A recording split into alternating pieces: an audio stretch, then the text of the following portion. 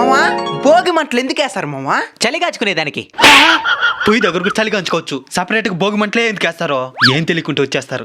ఆయన వదిలి మామ, ఆయన దానికి పనికిరాడా? నువ్వు చెప్పు మామా, భోగి మంటలు ఎందుకు వేస్తారు? భోగి పండగ కాబట్టి. పనికి మళ్ళీ బ్యాచ్ అంతా ఈయనే ఉన్నారు కదరా. భోగి మంటలు మాట్లాడుతున్నాయిరా. ఆశ్చర్యపోయింది సాలే. చిన్నప్పటి నుంచి చేసుకున్నారు భోగి పండగ. భోగి పండగ అంటే ఏందో తెలీదా? అంటే అదే ఎవరు అర్థమయ్యే విధంగా చెప్పలేదు మా. సరే నేనే చెప్తాను, నేనండి. సరే మామ. సంవత్సరానికి 12 నెలలున్నట్టు 12 రాశులు కూడా ఉంటాయి. అవును, నాది సింహరాశి. సూర్య భగవానుడు ఒక్కో రాశిలో ఒక్కో నెల చొప్పున 6 నెలలు 6 రకాల రాశులలో, ఇంకో 6 నెలలు ఇంకో 6 రాశులలో ఉంటాడు.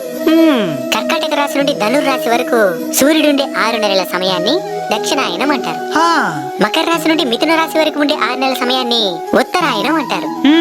భోగి అనేది దక్షిణాయనంలో చివరి రోజు అన్నమాట. అప్పుడు రేపు ఏ ఆయనం ప్రారంభమవుతుంది?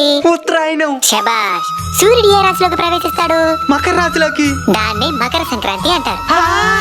దక్షిణాయనంలో తాము ఎదుర్కొన్న కష్టాలు బాధలని భోగి మంటల రూపంలో అగ్నిదేవునికి సమర్పించి నువ్వుల నూనెతో తలంటు స్నానం చేస్తారు. అవును, భోగి మంటలు మన ఇంటి పీడని దూరం చేస్తే ఈ తలంటు స్నానం మన శరీర పీడని దూరం చేస్తుంది. ఓహో. పాత వస్తువులన్నిటినీ భోగి మంటల్లో వేసి నూతన జీవనానికి నాంది పలుకుతారు. అలానే చిన్నపిల్లలపై భోగి పళ్ళు పోసి సూర్యదేవుని అనుగ్రహం కలగాలని ఆశీర్వదిస్తారు. ఈ విషయాలన్నీ తెలియని వారందరికీ షేర్ చేసి తెలియజేయండి. సరే.